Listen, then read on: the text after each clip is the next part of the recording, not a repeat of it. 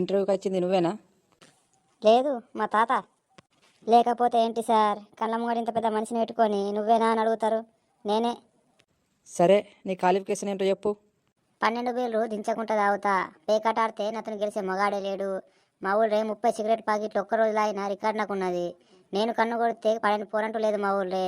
అన్నిటికీ మించి 30 కేసులు పోలీస్ స్టేషన్ నా మీద ఉన్నాయి.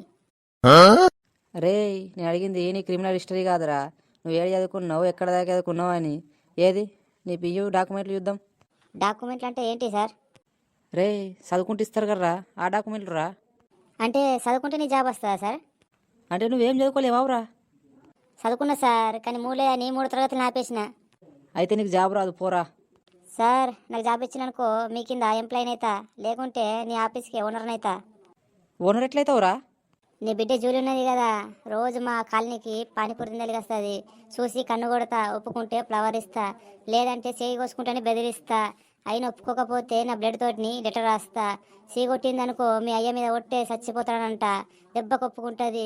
వెంటనే దండలు మార్చుకుని వచ్చి మీ కాలు మొక్కుతాం. ఒప్పుకున్నారనుకో సరే, లేదంటే సంవత్సరం తర్వాత తిరిగి నీ మనమని ఎత్తుకుని వస్తాం. అయినా ఒప్పుకోకపోతే. రే, ఆపురా ఆపురా, అంత పని చేయకరా, నా కొంప మునిగిపోతారు రే. నీకు జాబ్ వచ్చినట్టే, ఇస్తారా? జాబ్ చేసుకోరా సోపదాకా.